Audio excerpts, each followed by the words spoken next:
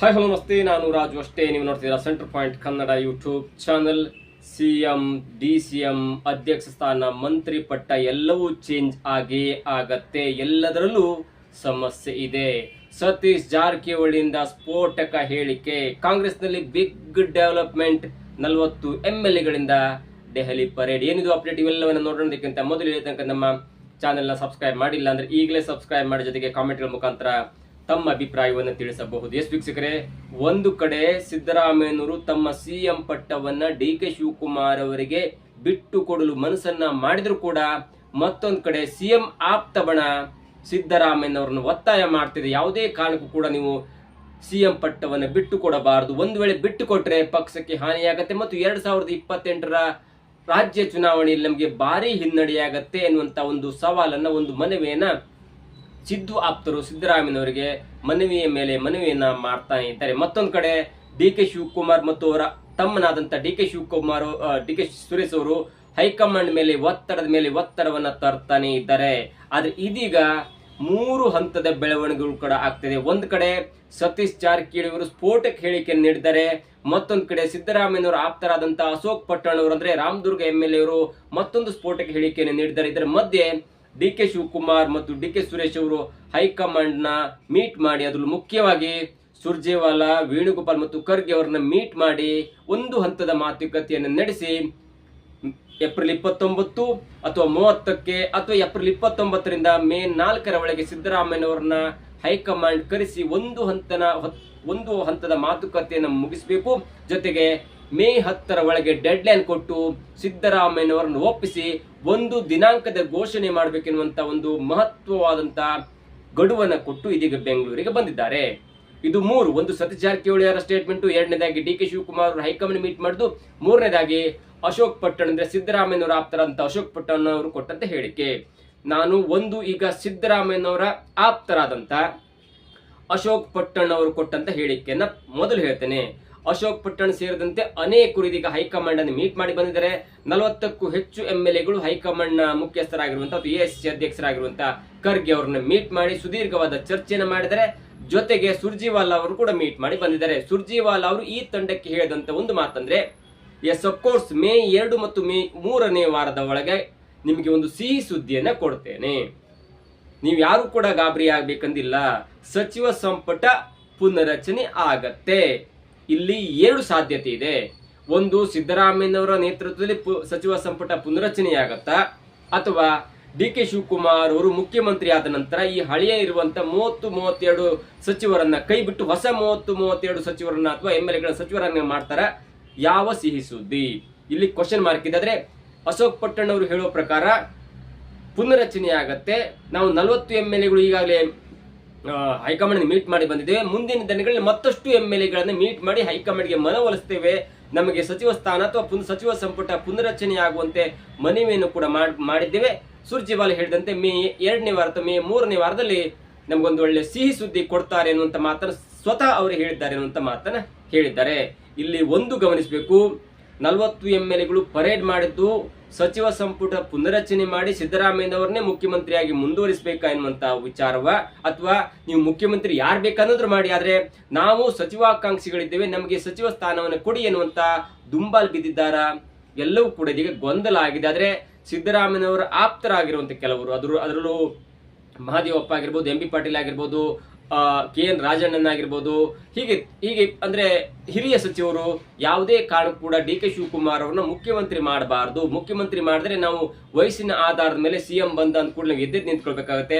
ವಯಸ್ಸಿನಿಂದ ಕಿರಿಯವರಾದಂತಹ DK ಶಿವಕುಮಾರ್ ಅವರು ಮುಖ್ಯಮಂತ್ರಿ ಆದ್ರೆ ಅದು ನಮಗೆ ಸ್ವಲ್ಪ ಮುಜುಗರ ಆಗತ್ತೆ ಅನ್ನುವಂತ ಕಾರಣವನ್ನ ಮುಂದಿಟ್ಟಿದ್ದಾರೆ ಎನ್ನುವಂತ ವಿಷಯದ ನಡುವೆ ಇದೀಗ ಅಶೋಕ್ ಪಟ್ಟಣ್ ಅವರು ಕೊಟ್ಟಂತ ಹೇಳಿಕೆ ಸ್ವಂತ ಹಿತಾಸಕ್ತಿಯ ಹೇಳಿಕೆಯೋ ಅಥವಾ ಸಿದ್ದರಾಮಯ್ಯನವರ ಪರವಾಗಿ ಅಲ್ಲಿ ಲಾಬಿ ಮಾಡ್ತಾ ಇದ್ದಾರಾ? ಗೊಂದಲ ಕ್ಲಿಯರ್ ಆಗಿಲ್ಲ. ಆದ್ರೆ ಹೈಕಮಾಂಡ್ ಒಂದು ಹಂತಕ್ಕೆ ರೆಡಿಯಾಗಿ ನಿಂತಿದೆ.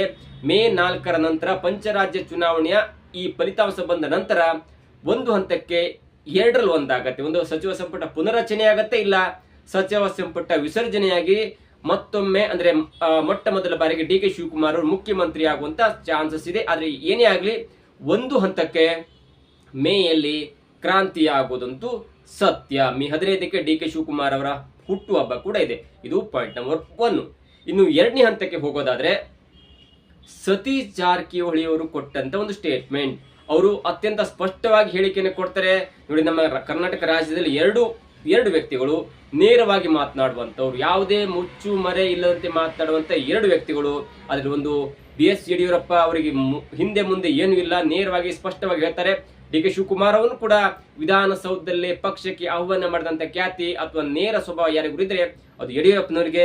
ಇನ್ನು ಎರಡನೇದಾಗಿ, ಸ್ವಲ್ಪ ಮಾತಾಡಿದ್ರು ಕೂಡ ಹೆಚ್ಚು ಮುಚ್ಚು ಮರೆ ಮತ್ತು ಗೊಂದಲಗಳಿಲ್ಲದೆ ಮಾತನಾಡುವಂತ ವ್ಯಕ್ತಿ ಅದು ಯಾರಂದ್ರೆ ಸತೀಶ್ ಜಾರಕಿಹೊಳಿ ಅವರು. ಹೀಗಾಗಿ ಸತೀಶ್ ಜಾರಕಿಹೊಳಿ ಅವರು ಕೊಟ್ಟಂತ ಸ್ಟೇಟ್ಮೆಂಟ್ ಇದೆ ಏನಂದ್ರೆ, ಎಸ್ ಆಫ್ ಕೋರ್ಸ್ ನಾನು ಕೂಡ ಹೈಕಮಾಂಡ್ ಮೀಟ್ ಮಾಡಿದ್ದೇನೆ, ದೊಡ್ಡ ವ್ಯಕ್ತಿಗಳನ್ನು ಮೀಟ್ ಮಾಡಿದ್ದೇನೆ, ಅದರ ಸುರ್ಜಿವಾಲಾ ಅಥವಾ ವೇಣುಗೋಪಾಲ್ ಅಥವಾ ಖರ್ಗೆ ಅವರು ಮೀಟ್ ಮಾಡಿದ್ದೇನೆ.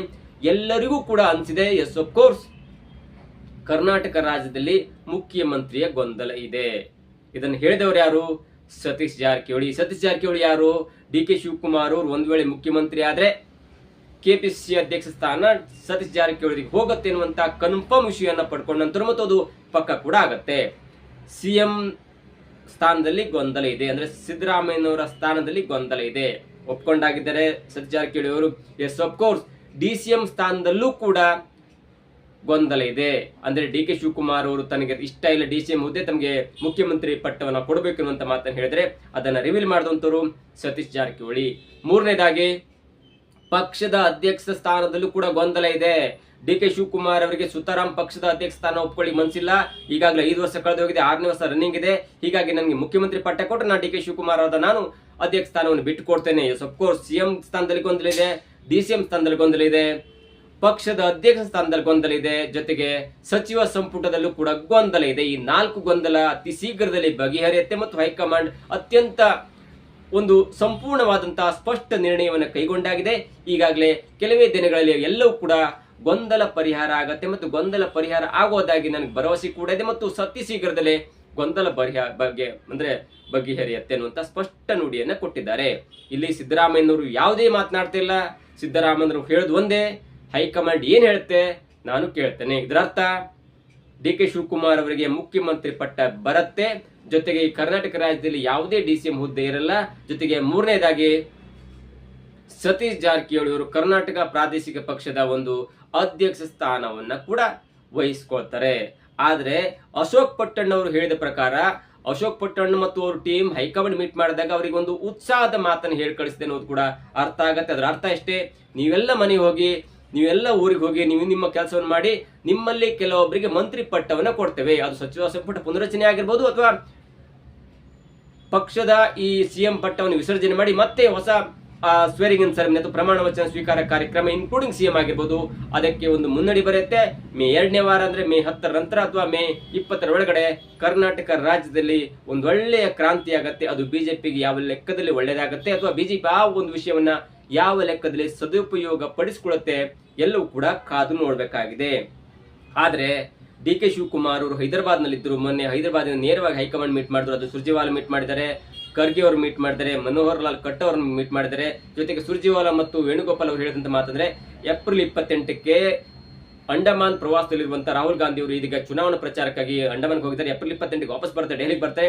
ಅದಾದ ನಂತರ ನಾವು ಕೂಡ ಈ ವಿಷಯವನ್ನು ಅವರಿಗೆ ಮನವರಿಕೆ ಮಾಡ್ಕೊಳ್ತೇವೆ ಮತ್ತು ಮೇ 2 ಅಥವಾ 3ನೇ ವಾರದ ಒಳಗಾಗಿ ಎಲ್ಲವೂ ಕೂಡ ಸುಲಲಿತವಾಗಿ ಬಗೆಹರುತ್ತೆ ಎನ್ನುವಂತ ಒಂದು ಮಾತನ್ನು ಹೇಳಿದ್ರೆ. ಆದ್ರೆ DK ಶಿವಕುಮಾರ್ ಅವರು ಕೊಟ್ಟಂತ ಒಂದು ಡೆಡ್ ಲೈನ್ ಅಂದ್ರೆ ಈಗಾಗಲೇ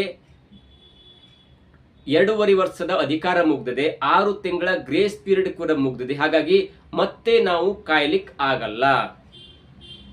ನೀವು ಏಪ್ರಿಲ್ 29 ಅಥವಾ 30 ಅಂದ್ರೆ ಮೇ 4ರ ಒಳಗಾಗಿ CM ಮತ್ತು ನನ್ನ ಒಮ್ಮೆ ಕರೆಸಿ ಮುಖಾಮುಖಿಯಾಗಿ ಮಾತನಾಡಿ ಎಲ್ಲವೂ ಕೂಡ ಗೊಂದಲ ಬಗೆಹರಿಬೇಕು. ಜೊತೆಗೆ ಮೇ 10ರ ಒಳಗಾಗಿ ಈ ಒಂದು ಮಾಹಿತಿ ಅಂದ್ರೆ CM ಬದಲಾವಣೆಯ ಮಾಹಿತಿಯನ್ನು ನೀವು ಅಧಿಕೃತವಾಗಿ ಘೋಷಣೆ ಮಾಡಬೇಕು ಮತ್ತು ಮೇ 20ರೊಳಗಾಗಿ ನನಗೆ ಒಂದು ಸಚಿವ ಅಂದ್ರೆ ಮುಖ್ಯಮಂತ್ರಿ ಆಗುವಂತ ಅವಕಾಶವನ್ನು ನೀವು ಕಲ್ಪಿಸಿಕೊಡ್ಬೇಕನ್ನುವಂತ ಡೆಡ್ ಲೈನ್ ಅನ್ನು ಕೊಟ್ಟು ಇದೀಗ ವಾಪಸ್ ಬಂದಿದ್ದಾರೆ. ಇಲ್ಲಿ ಒಂದು ಸ್ವಲ್ಪ ಗೊಂದಲ ಇದೆ. ಅದೇನಂದ್ರೆ ಕರ್ನಾಟಕ ರಾಜ್ಯದಲ್ಲಿ ಸಾಂಖ್ಯಿಕ ಮತ್ತು ಯೋಜನೆಯ ಒಂದು ಸಚಿವರಾಗಿದ್ದಂತ D ಸುಧಾಕರ್ ಅವರ ಆರೋಗ್ಯ ತುಂಬಾ ಹದಗೆಟ್ಟಿದೆ. ಆದ್ರೆ ಇವತ್ತು MC ಸುಧಾಕರ್ ಅವರು ಹೇಳಿದ ಪ್ರಕಾರ ಅವರಿಗೆ ಸ್ವಲ್ಪ ಮಟ್ಟಿನ ಚೇತರಿಕೆ ಅನ್ನುವಂತ ಆಶಾಭಾವನೆಯನ್ನು ಕೊಟ್ಟರು ಕೂಡ ಕುಣಿಗಲ್ ರಂಗನಾಥ್ ಅವರು ಹೇಳಿದ ಪ್ರಕಾರ ಅವರಿಗೆ ಸ್ಟೇಜ್ 4 ನಲ್ಲಿ ಕಾಯಿಲೆ ಉಲ್ಬಣಗೊಂಡಿದೆ.